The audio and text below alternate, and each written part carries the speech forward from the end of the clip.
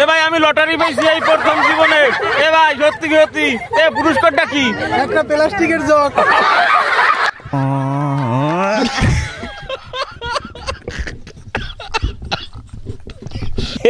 অত দাঁত কালাইনের কিছু নাই মেয়া, লটারি যে যেছি এই বড় কথা। আপনারা কেডা কজনে লটারি জেতেন? তাহলে ওই অভিজ্ঞতা বিনিময় সফরটা শেষ করিয়া এক সের দেখি সাগর আমাদেরকে টানে। এরপর গেলাম কুয়াকাটা সমুদ্র সৈকতে।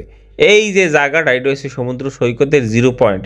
এই জায়গাটায় আইয়েই প্রথম সবাই খাড়ায়। এরপর কেউ ডাইন দিকে যায় আর কেউ বাম দিকে যায়। মই তো খাড়াইছি, যাই দেই লোকজন নাই। এরপর দুহরে করা রৌদে এই বেড়াটাতে একটা ডাব 140 টাকা করে কিনে এবার খাইছি। খাওয়ার পরে একটা শরীরের মধ্যে অন্যরকম একটা এনার্জি চলে আসছে। এখন মনে করেন বিচের পারে সুন্দরভাবে ঘোরাঘুরি করা যাবে, ছবি উঠে নিয়ে যাবে।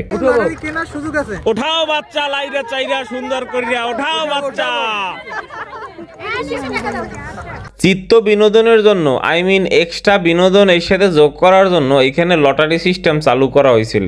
মানে হইলো ট্যুরে যারা যাবে তারা সবাই 50 টাকা করে দিয়ে টিকিট কিনবে এবং সেই প্রাপ্ত অর্থ দিয়া পুরস্কার কেনা হবে। তো এই লটারিতে মোট 16টা পুরস্কার ছিল, যার প্রথম পুরস্কার ছিল মোবাইল ফোন। এরপরে আরো ফ্লাক্স, জগ, চামচ, এটা সেটা আবিজাবি নানান পদ ছিল। আমিও সেইখানে একটা লটারি দিচ্ছি, কিন্তু লটারিটা জিততে মনে হয় যেন পাপ করে ফেলেছি। সবাই আমাকে যেভাবে নিয়ে ট্রোল করছে, ওখান থেকে আমি চলে এসেছি। আইয়া এদিকে এই ঘোড়া গাড়ি দেখছি। দেখতে দেখতে আমার ট্যুরের সময় প্রায় শেষের পথে হয়ে গেছে। এই পিসি লাগে একটু কথাবার্তা কইলাম যে ঘোড়ার পিটি উড়াবা। এই পোলায় মোরদারে কয় ঘোড়া একটু চক্কর দেবেন 100 টাকা লাগবে।